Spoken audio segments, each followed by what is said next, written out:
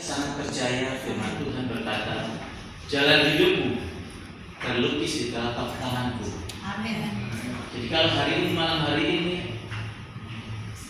saya Pastor Bobi ada di tempat ini, Tuhan sudah tulis, Tuhan sudah tetapkan. Bahkan 2000 tahun yang lalu, dunia sebelum dibentuk, Tuhan sudah tetapkan.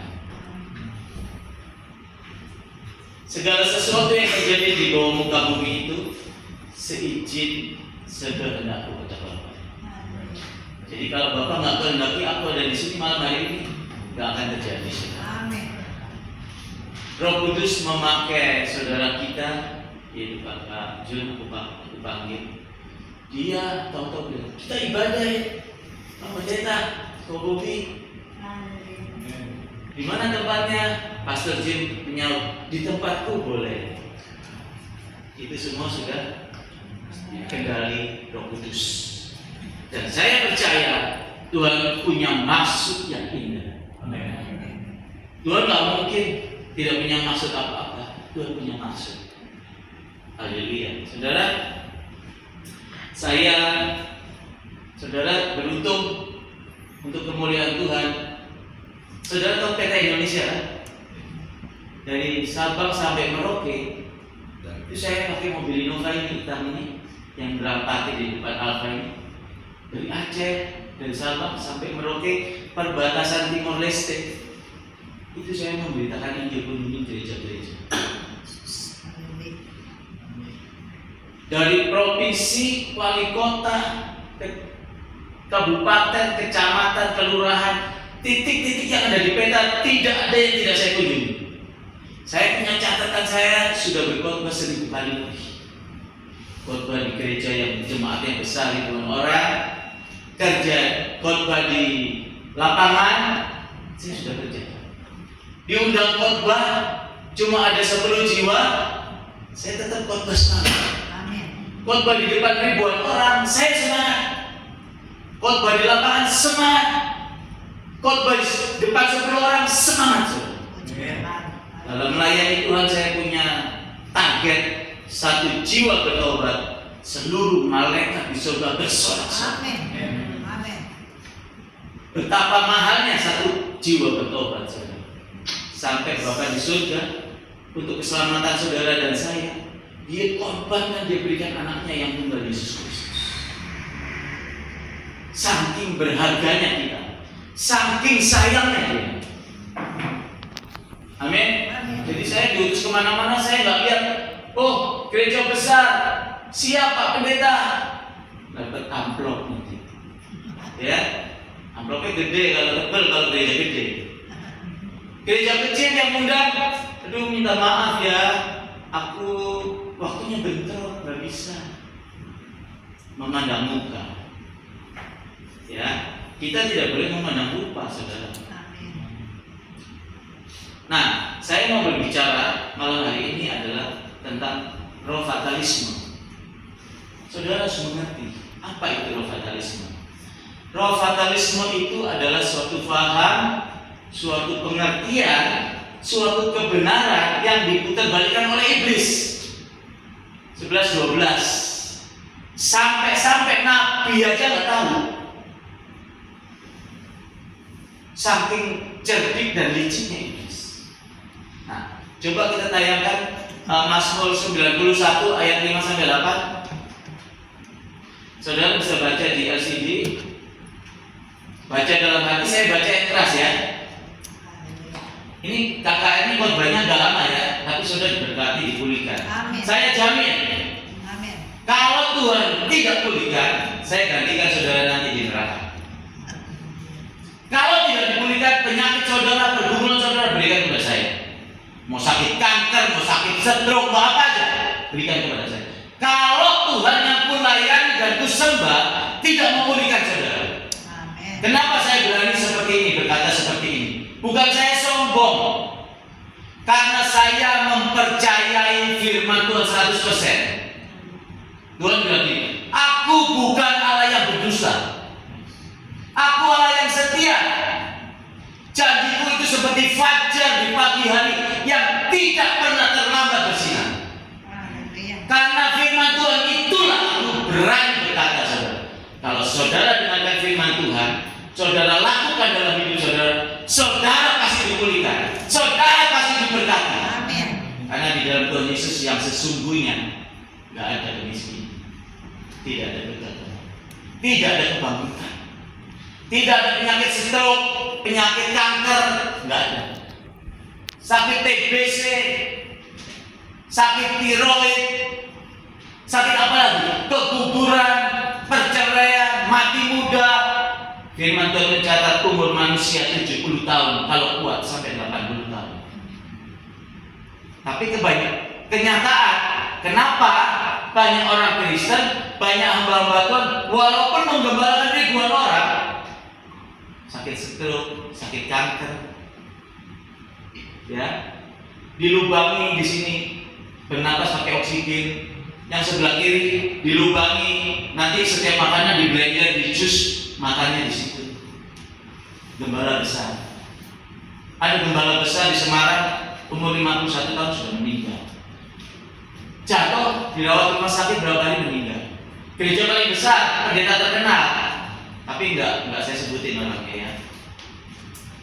Ada gereja paling besar di Surabaya kayak Senayan, kayak stadion. Ketemu saya di Tunjungan Plaza, kira-kira dia umur 63-65 tahun. Maaf ya, kursi roda didorong-dorong, disuapin merah-merah. Kenapa terjadi seperti itu? Gak usah kaget lagi lihat jemaat.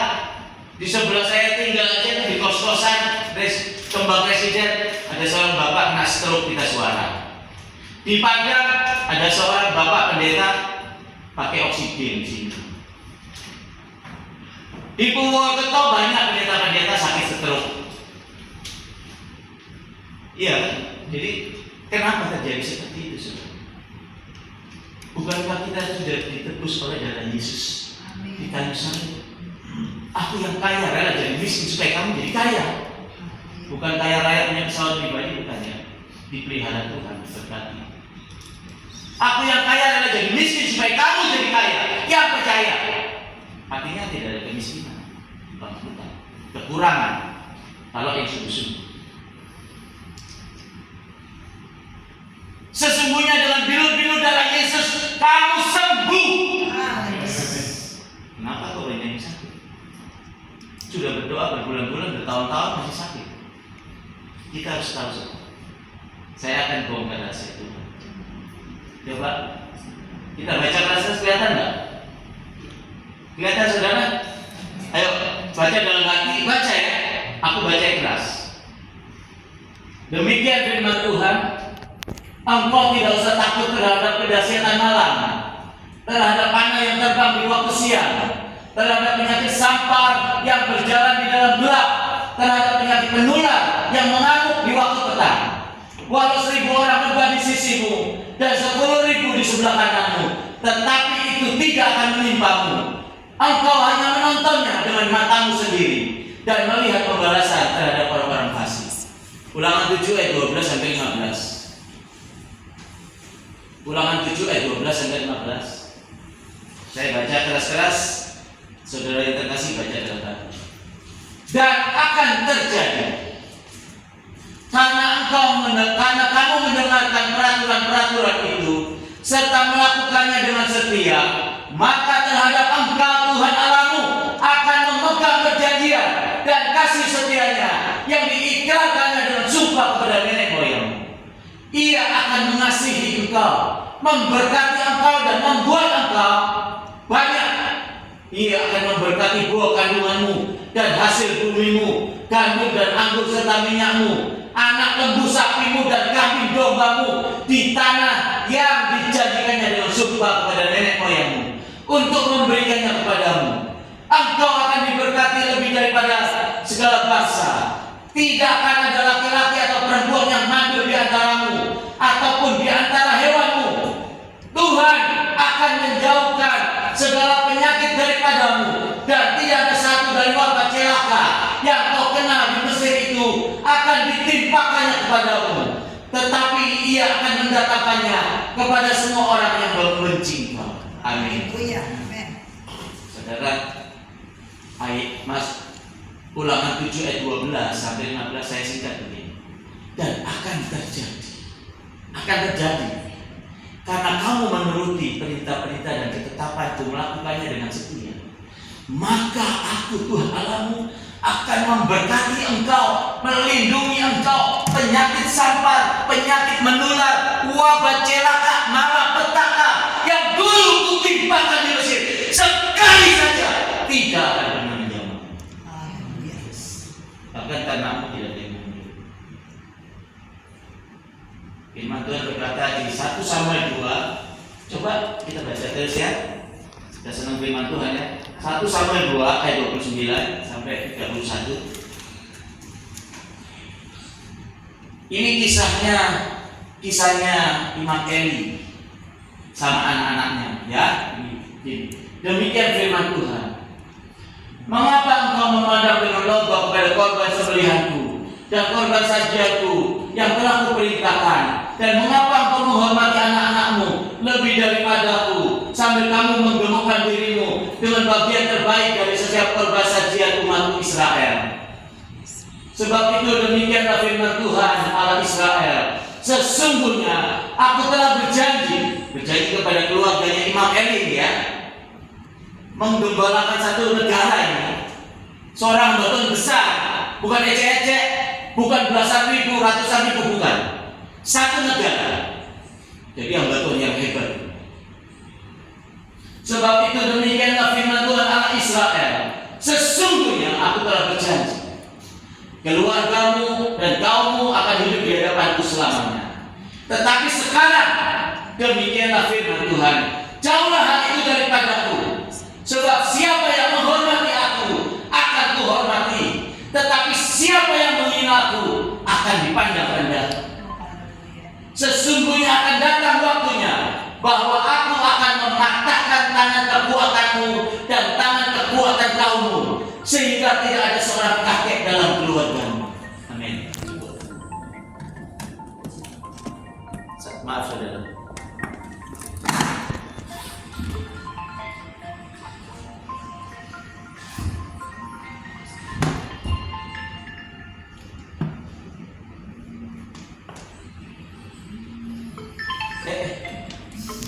Bisu kan kok masih ada?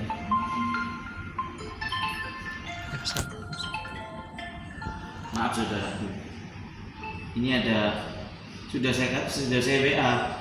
Ada pengusaha di Palu, dia punya usaha refleksi sauna, dia mau bangkrut. Tamunya itu 5 orang, 2 orang, 3 orang, 7 orang, 9 orang. Saya buat di Palu, dia minta doain. Dia ajak saya ke tempat usahanya. Saya digerakkan Tuhan. Aku kan pakai jaket tuh, boboki. Dari baru beli, kepake 2-3 kali di lemari. Saya baju banyak. Walaupun sudah 2-3 tahun, tapi masih baru kondisi karena banyak. Ini habis pakai sekali, mungkin 6 bulan lagi baru dia kepake lagi, ya kan? Jadi masih baru. Nah, ketika itu Robi sudah berikan jubah kepada, suruh dia berdoa keliling tempat parkirnya, tempatnya besar saudara. Jubahmu tibaskan begini, ikuti, tuntun dia doa, saya tuntun doa. Pagi sore, saudara. Itu tamunya sekarang, tamunya sekarang tuh 23, 32, 41, banyak diberkati. Ini telepon terus, sudah saya WA, tolong nanti aku KKR, jangan telepon dulu. Mungkin nggak dibaca tuh, pengusaha kan. Dulu dia orang kaya, usaha tambang, bangkrut, ratusan miliar. Usahanya tinggal satu ini, asetnya udah banyak yang dijual. Jadi sekarang dia begitu takut, kalau miskin gua gimana? Jadi telepon nggak pagi, nggak sore, tanya tuh Mas. Telepon terus, pagi siang sore, pagi siang sore malam. Saya bilang, Mas berdoa nggak boleh bolos, nggak usah telepon. Saya bilang, saya nggak mau doain. Sampai sekarang nggak bolos juga, baru berjalan sebelah sana. Nah, kita lanjut ya. Umur manusia sudah ditetapkan Tuhan. Zaman kita sekarang 70 tahun. Kalau kuat 80 tahun. menggendong engkau sampai memutih rambutmu, kata Tuhan. Betul nggak? Nah.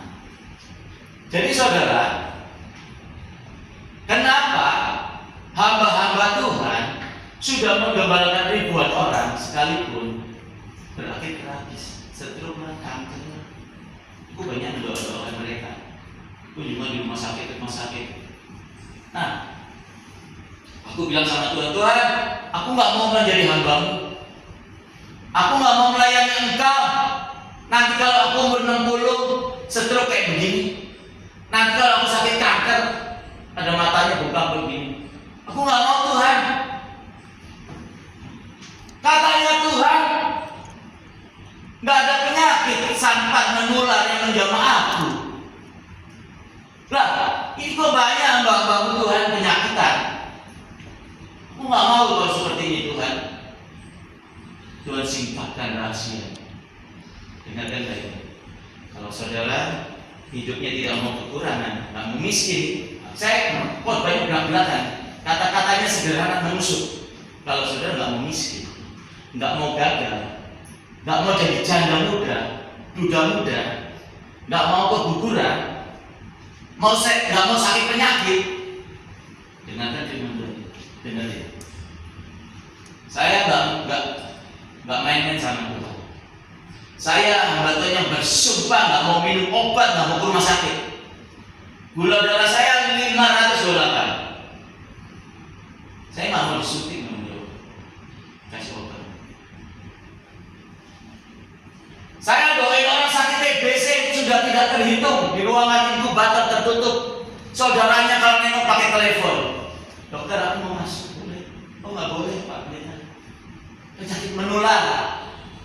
Paru-paru Pak Pendeta nanti bisa berubah oleh virus. Tapi aku disuruh Tuhan masuk, aku mau taat dokter. Pak Pendeta, saya juga orang Kristen, bukan secara tertutup. Kalau Pak Pendeta maksa, kalau tanda tangan ini meterai, itu tanda tangan. Kasih baju putih pakai. Ini maskernya Pak Pendeta, nggak usah. Kenapa?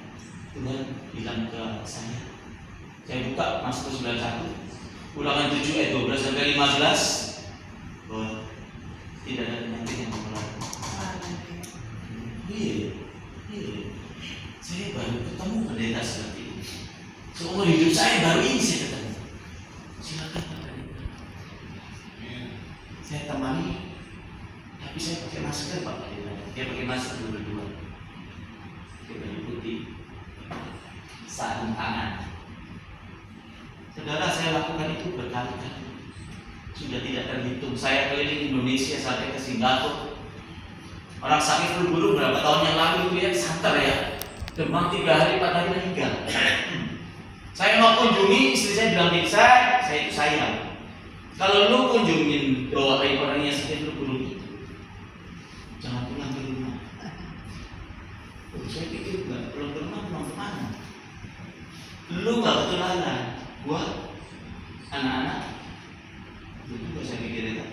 Saya lagi duduk di sofa, rapi mungkin, copot sepatu, masuk kamar, buka celana, baju ganti, baju rumah lagi. Tapi 2 hari aku nggak bisa tidur, gelisah, berkali-kali Tuhan bilang, tidak percaya kau kepada aku, tidak percaya kau kepada aku. Baca, saya dikasih firman Tuhan. Lazarus sudah busuk 4 hari, sudah mati. Dokter, Tuhan Yesus bilang, Lazarus, bangkitlah. Lazarus, buka ikatan kain kafannya, mandikan, kasih dia makan. Lazarus itu. Kita baca firman Tuhan itu, yes, amin, amin. Orang GBI dan amin, amin. Cuma begini. Markus 11, coba Markus 11 ayat 22, 23, 24.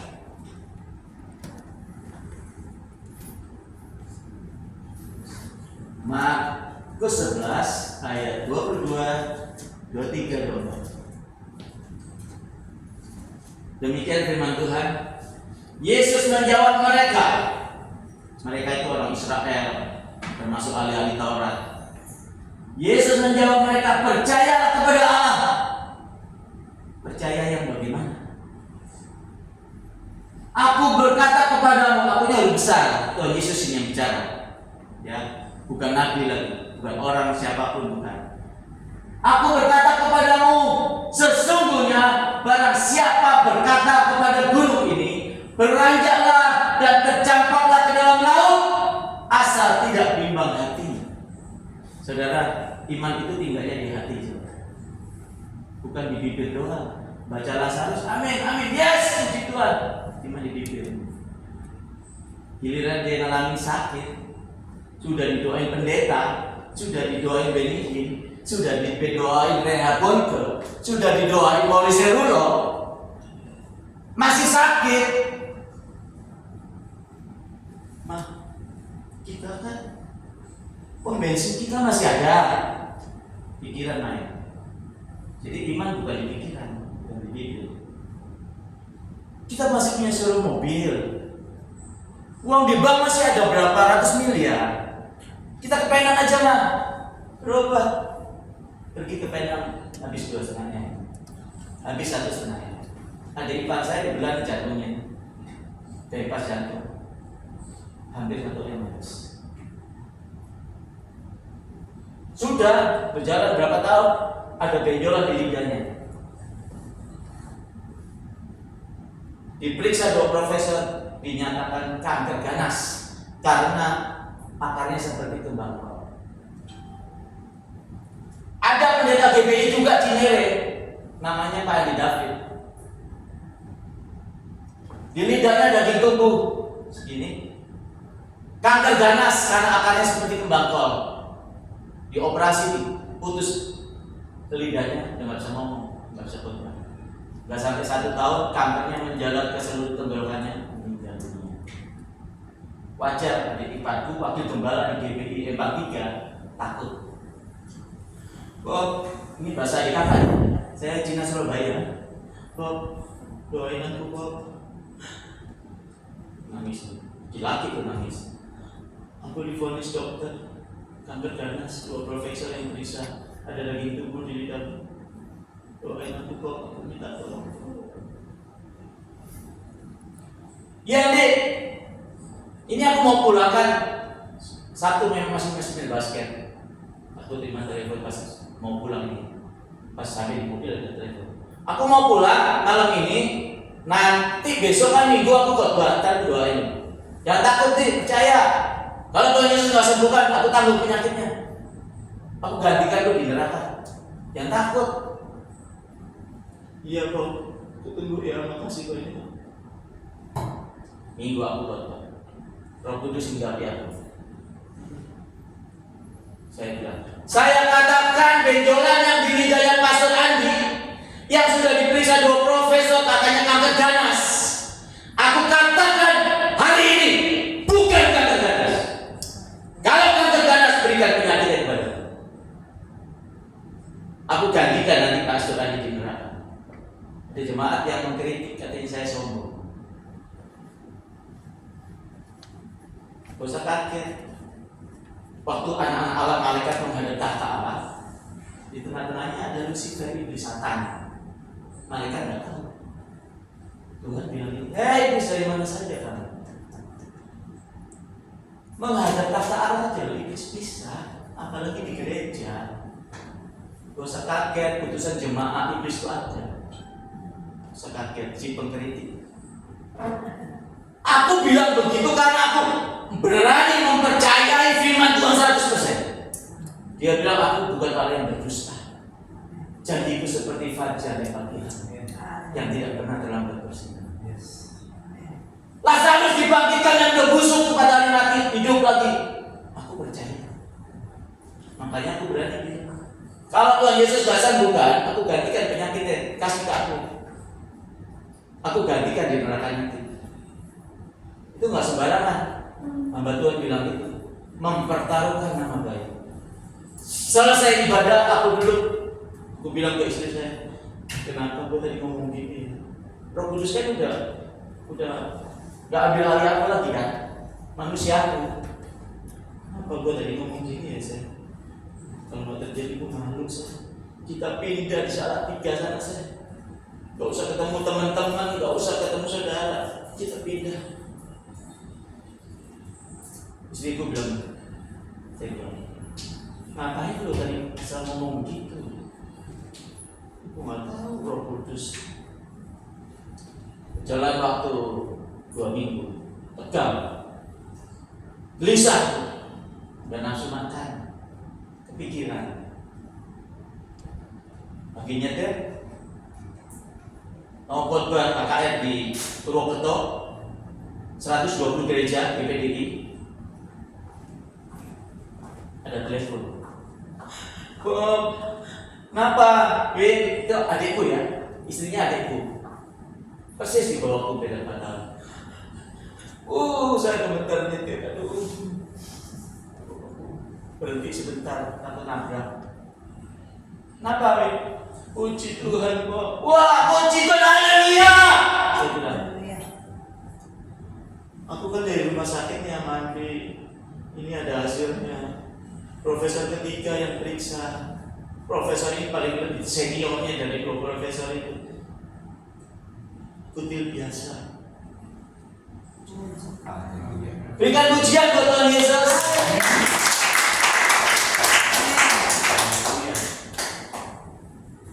Adik iparku bilang gini, minta akui, lu nabi Tuhan zaman sekarang, zaman kita sekarang. Jangan membesar-besarkan di gua hamba biasa. Aku orang kecil, aku orang bodoh.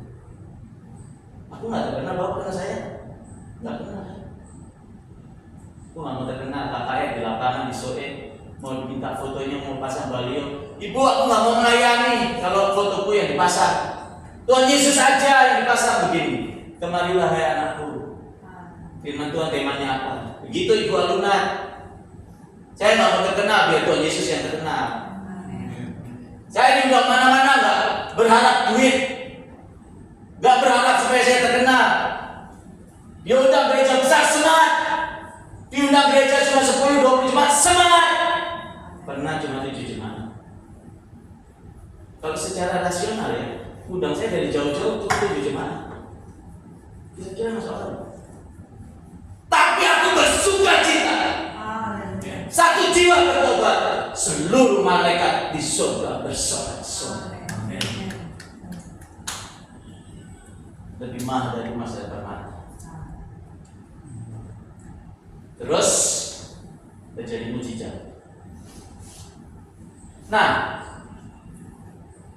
katakan kepada gunung itu supaya beranjak dan tercampakkan ke dalam laut, asal tidak bimbang hatinya.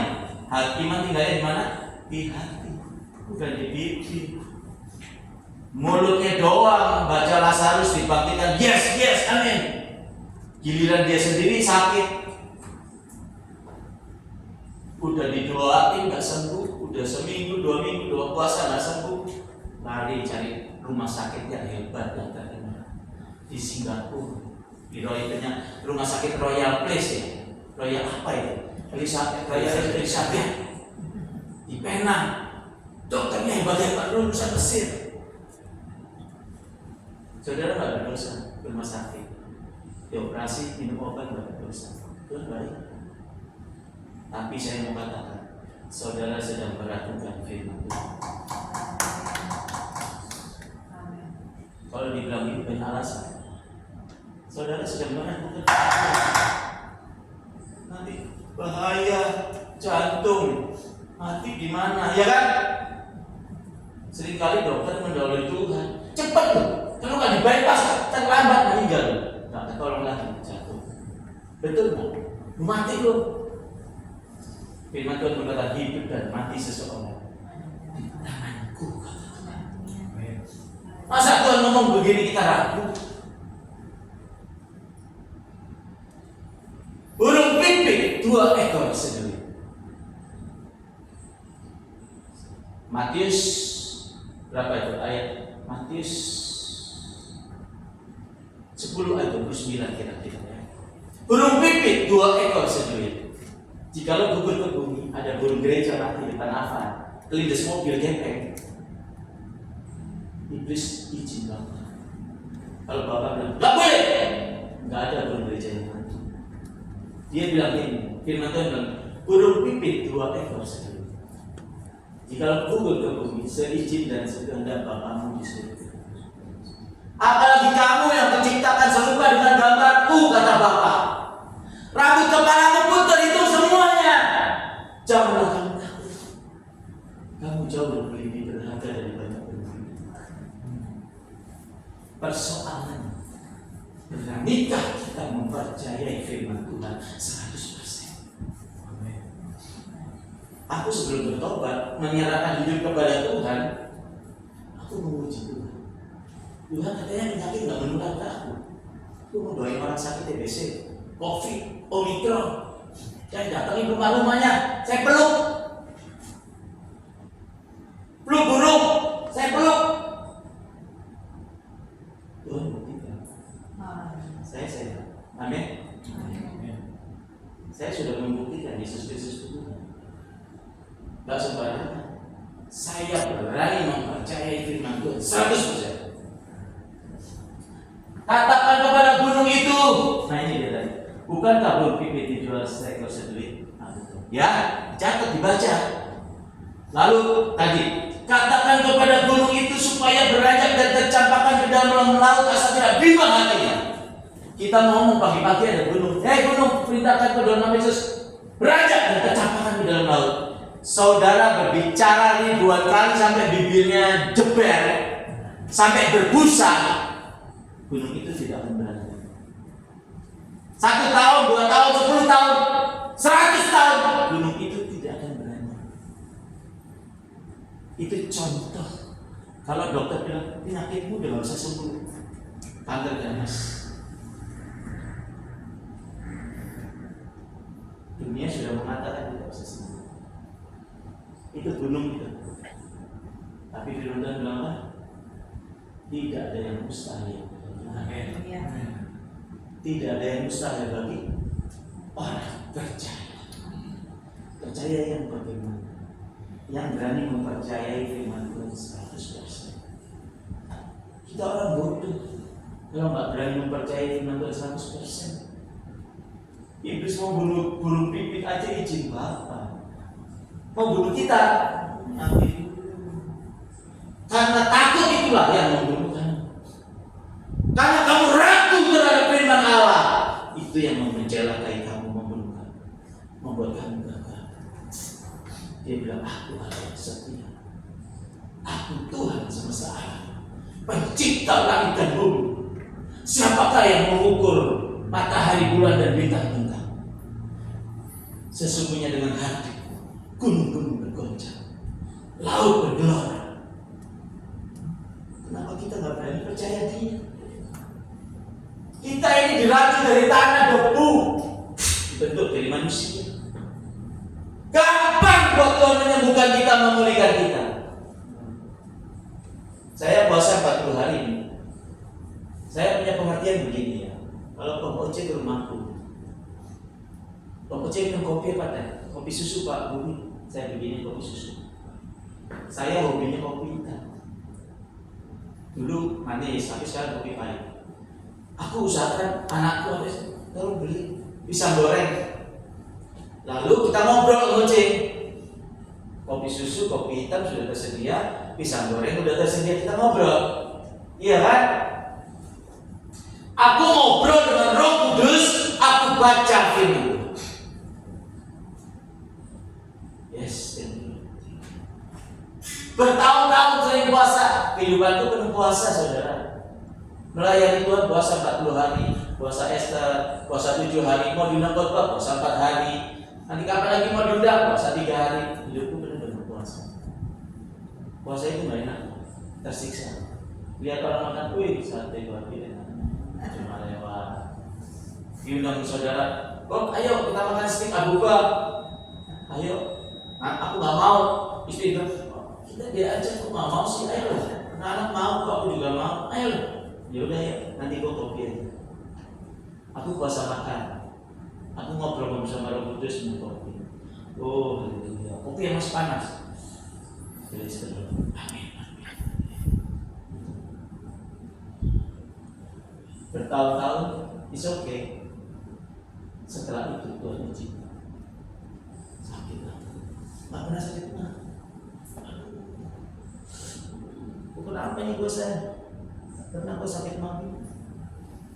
3 menit sakit, wah saya tersiksa, saya baru tahu sakit mah. Mari, sakit lambung itu. 1 menit hilang, 2-3 menit nyerang lagi. Ke kamar belungker, tuh kayak cacing belungker. Binatang kaki 1000 tau kan? Belungker. Seperti itu. Dikasih minyak kayu putih dari Ambon, botol, pakai air panas. Dari pagi, setengah 6, setengah 7, setengah 8, setengah 9, setengah 10, jam 12 siang, jam 1, jam 2, jam 3, jam 4, kira-kira jam setengah 10 malam. Istriku bilang, nah, kita gotong papa bilang, mukanya kuning. Kita bawa rumah sakit, kita paksa aja. Aku kan nggak mau rumah sakit, kita paksa gotong. Saya kasih kode lagi, udah nggak bisa ngomong, kecil. Nggak boleh fail. Nah, saya tulis di kertas. Tolong jangan bawa papa ke rumah sakit. Sekalipun papa mati, setidak-tidaknya papa mati karena mempercayai dan memegang janji Tuhan. Sumpah papa kalau tanda suruhnya banyak. Saya dengar karena papa nggak mau ke rumah sakit. Udah, kita berdoa aja, berdoa. Istri anak-anak memuji Tuhan. Singkat cerita, mungkin jam 11 kan, setengah 12 kan kita tidur. Seperti biasa tuh buku terprogram jam setengah 5 udah bangun. Jam 4, setengah 5 udah bangun. Loh, kok aku bisa duduk? Aku bisa duduk? Aku gini. Oh, kok bisa? Duduk di meja saya, ambil Alkitab. Istriku lagi ceplok telur, anak-anak mau sekolah minggu, mau berangkat sekolah, ada yang mau kerja. Aku bilang, saat istriku bilang ini, Say, masih minum kopi nggak lo? Minum, buatin aku saya. Jangan sombong rohani. Istriku masih Islam, pesantren, alternatif. Tapi dia udah sering dengar aku sering ngomong ya dalam pertobatan aku, jadi dia tahu. Jangan mencobai Tuhan. Aku nggak mencobai Tuhan. Kalau baik Tuhan, aku melihat di bumi yang bilang Yesus bukan mati. Itulah aku mencobai Tuhan. Baik Tuhan racun ini mati lah. Iya kan? Ini kopi berbuah, Alkitab bilang boleh dimakan. Buatin aku saya. Nggak, lu buat sendiri. Begini, ini keluar. Saya maju keluar dari bangku, saya bikin kopi. Duduk di meja. Baru tadi malam nih kolek nih ya. Dan kopi ini boleh dimakan dalam Yesus. Thank you. Amin. Tanya dokter, orang sakit lambung, sakit mah boleh makan kopi, minum kopi? Di opname 2 minggu langsung. Jadi Peter meninggalkan asam lambung. Kalau kita berani mempercayai firman Tuhan 100%, kita akan hidup menuruti sistem kerajaan Allah. Sistem kerajaan Allah bagaimana? Sarah sudah tua, sudah mati, dia tidak bisa mengandung. Sampai hari ini mau dibawa ke Jerman, ke Amerika. Kalau orang sudah mati head, nggak bisa mengandung. Firman Tuhan apa bilang? Tidak ada yang mustahil buat Allah. Dari mustahil. Di bumi apa? Tidak ada yang mustahil bagi orang yang percaya. Percaya yang bagaimana belum? Percaya yang 100%, belum percaya yang 100%. Saya lakukan. Saya nggak mau khotbah, saya cuma ngomong, saya pelajari, ya, lihat di tulisan-tulisan catatan buku-buku khotbah. Saya lihat di YouTube, nanti saya khotbahin lagi, saya nyontek. Nanti bilangnya saya bergumul dengan Roh Kudus.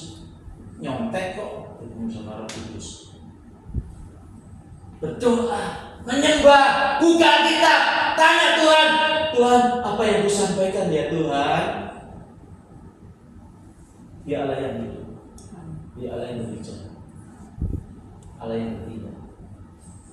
Nah, coba sekarang pertanyaannya intinya, kenapa ya? Katanya kalau kita taat menuruti firman Tuhan, kita nggak terjangkit penyakit.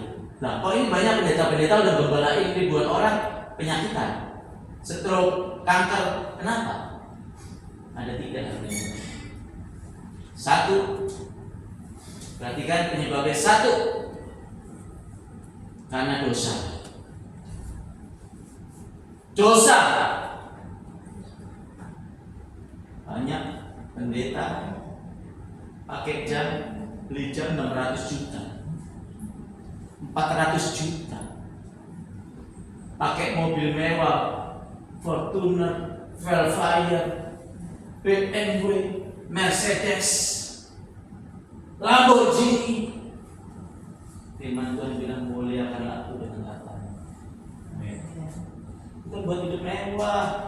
Baca firman Tuhan, seorang hamba Tuhan tidak boleh bertengkar. Hamba Tuhan harus hidup sederhana. Hamba Tuhan harus hatinya bersih, tidak orientasi terhadapnya kepada uang. Hamba Tuhan harus penuh kasih. Hamba Tuhan harus rendah hati. Ini yang enggak.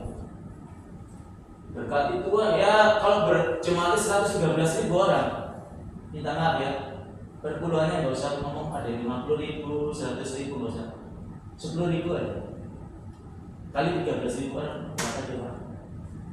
Perpuluhannya itu berapa? Katanya kita kesatuan tubuh Kristus. Jempol kena injek paku, aduh.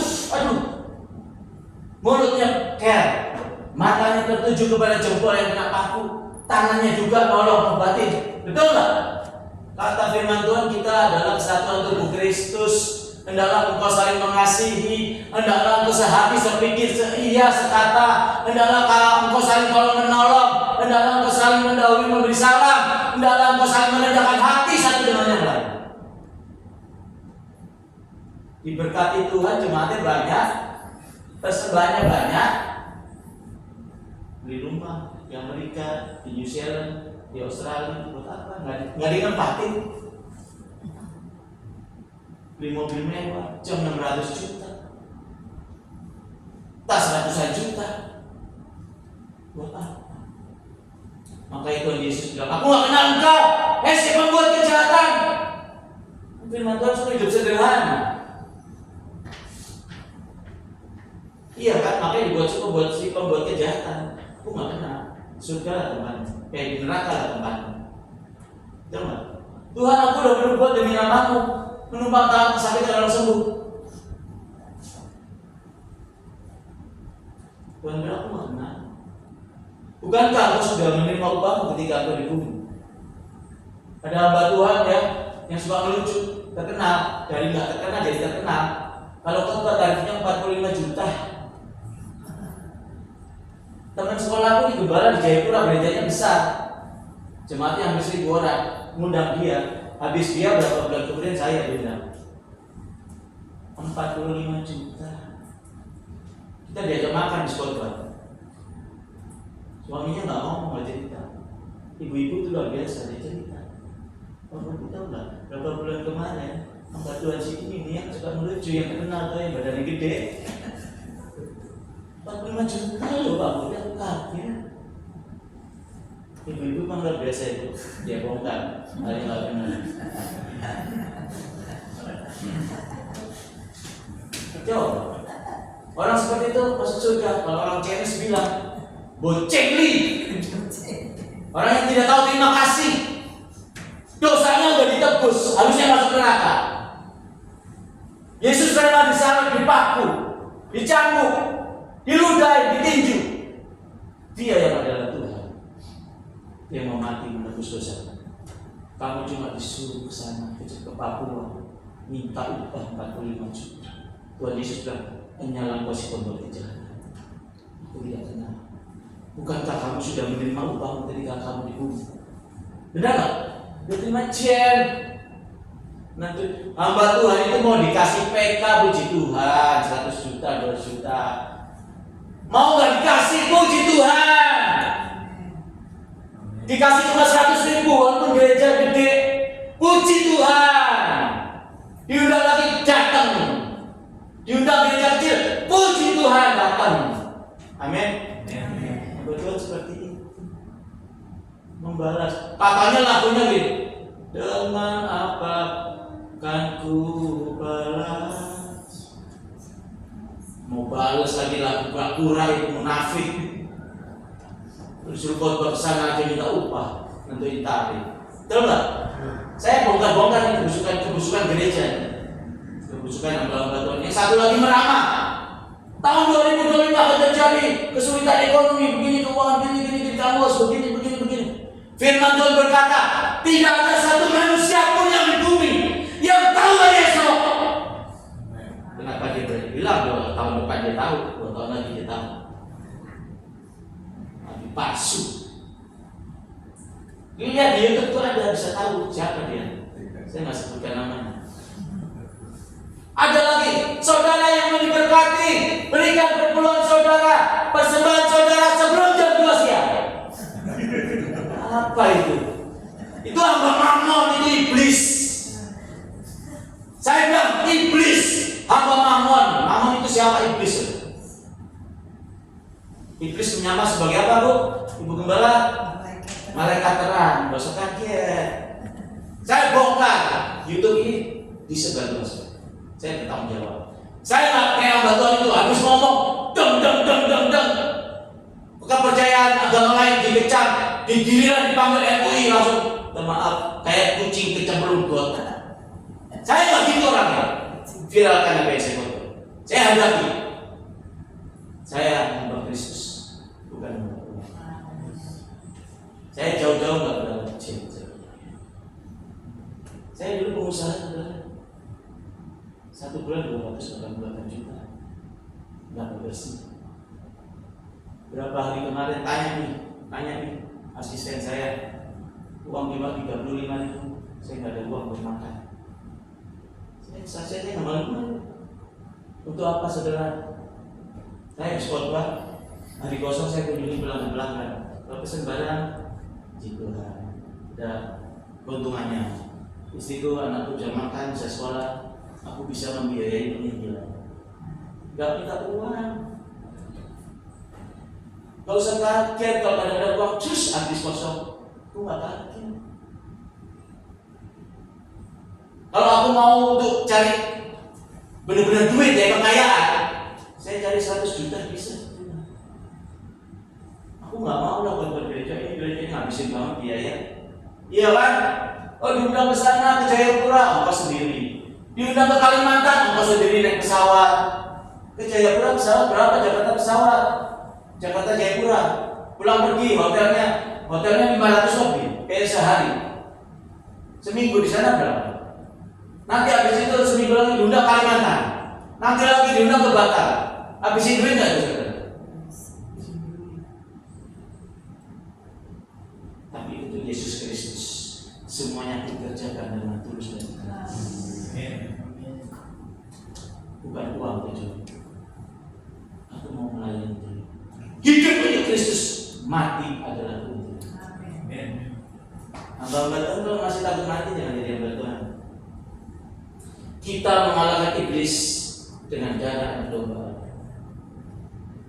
dengan kesaksian kita, sampai tidak menyayangkan sampai ke ujung maut. Kalau masih takut mati, nggak bisa mengalahkan iblis, nggak bisa mengusir iblis. Jangan tanggung-tanggung mempercayai Tuhan. Saya kasih tahu, jangan tanggung-tanggung. Kita selain itu dengan api Roh Kudus.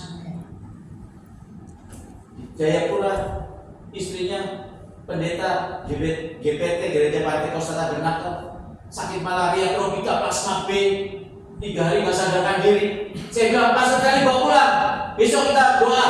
Saya khotbah, dalam nama Yesus aku katakan Ibu Felix di dalam tubuhnya, di dalam darahnya tidak ada virus malaria tropika plasma B. Dalam nama Yesus. Besok saya periksa dokter. Kalau ada virusnya, ambil darahnya, masukkan ke tubuh saya. Wah, itu nggak luar biasa ngomong begitu. Orang gila yang ngomong begitu. Sore-sore ditelepon sama gembala, Pastor Bobby, tolong bisa ke rumah Pak. Gemetar saya takut. Kira-kira kenapa ya Pastor Felix, ada apa ya?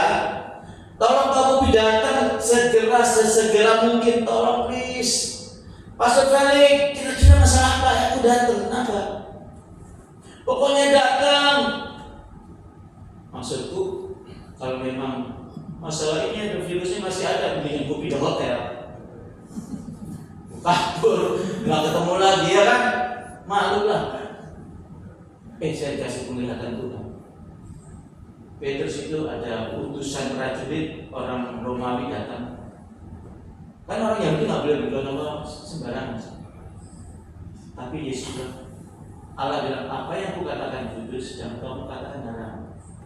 Aku dapat pengertian itu, berarti aku sembarangan. Ya, Pastor Felix, kamu datang. Saya datang. Rumahnya sana jauh, ini ada jalan tetap rapi, ada batu-batu kali, ada rumput-rumput ya. Dia berlutut di situ suami istri. Pak Pendeta, Pastor Bobby, urapi kami, doakan kami. Jangan begini Pastor Felix, jangan, kita ngobrol di dalam. Kami nggak akan berdiri sebelum Pastor Bobby berdoa. Ya, aku berlutut. Bapak dalam nama Yesus berkati minyak, jadikan minyak urapan. Biarlah kuasa Roh Kudus bekerja dalam nama Yesus. Saya tumpahin satu cat jadi basah kepalanya, sampai muka, biar baju. Orang bisa marah loh, doain begitu. Iya kan? Ini enggak, ini orang gila yang percaya Roh Kudus itu. Kepala, muka, jalan, baju semua, minyak semua. Dia goncang, dia nangis. Bahasa Roh Kudus, bahasa Arabika, bahasa Israel, bahasa Timur Tengah sana kemana? Wah, dia goncang. Dalam hati, aku kepengen ini goncang begini. Gak pernah goncang. Didoain BNI, dari Maurice Rulo, dari Bunke, di Jakarta, di KKR, aku datang paling nomor 1, paling depan. Gak pernah yang goncang. Jatuh gitu, gak pernah. Saya pengen sampai sekarang, belum pernah. Dari tahun 2002. Coba. Jadi jangan fokus pada yang lahiriah. Goncang, jatuh, bahasa Roh Kudus. Banyak orang bahasa Roh Kudus hidupnya ngomongin orang. Bahasa Roh Kudus maki-maki orang. WR, bahasa Roh Kudus. Giliran tanah di IKN dibeli negara 20 miliar. Pokoknya 2 nggak dibagi. Berperkara di pengadilan, serahkan. Itu bahasa Roh Kudus yang hebat itu. Jangan fokus yang lahirnya saudara. Ujilah setiap roh dari buah yang akan mendapati. Lihat buah kehidupannya. Penuh kasih nggak dia? Rendah hati nggak dia? Jujur nggak dia? Iya. Yang utama lagi buah-buah kuasa ajaib, kuasa Roh Kudus. Itu hamba Tuhan. Lalu terus ketika Ayub, ada orang yang bernama Ayub di tanah Uz sebelah timur. Orang itu bernama Ayub. Orang itu soleh, orang itu jujur. Takut akan Tuhan benar. Baik. Nanti baca Ayub 31 ya, 1 selesai. Ayub itu nggak pernah. Aku nggak pernah makan yatim piatu, nggak ikut makan. Nanti di rumah dibaca ya. Betapa Ayub itu solehnya. Betapa luar biasa. Tapi kenapa anaknya dalam 1 hari mati? 10 loh, bukan 1. 10. Hartanya habis, dirampok oleh suku-suku barbar, suku-suku liar, bangsa Media. Kenapa saudara? Katanya kalau sudah taat sama firman Tuhan, nggak terjamah penyakit, nggak terjamah malapetaka, betul nggak? Betul kan? Benar. Ayub yang sudah taat menuruti firman Tuhan, kenapa dalam satu hari anaknya habis mati? Hartanya habis, dari ujung kepala sampai ujung kaki borokan, bernanah, demam, keluarkan bau. Kenapa? Udah hidup benar. Ini disingkapkan kepada saya. Ketika Ayub anaknya mati, 10 hartanya habis, dia menggunduli kepalanya. Ada istiadat Daudi menggunduli kepalanya kalau berduka cita. Dia robek jubahnya, dia telanjang. Minta maaf, gak ada sehelai benang pun menempel di tubuh. Dia masuk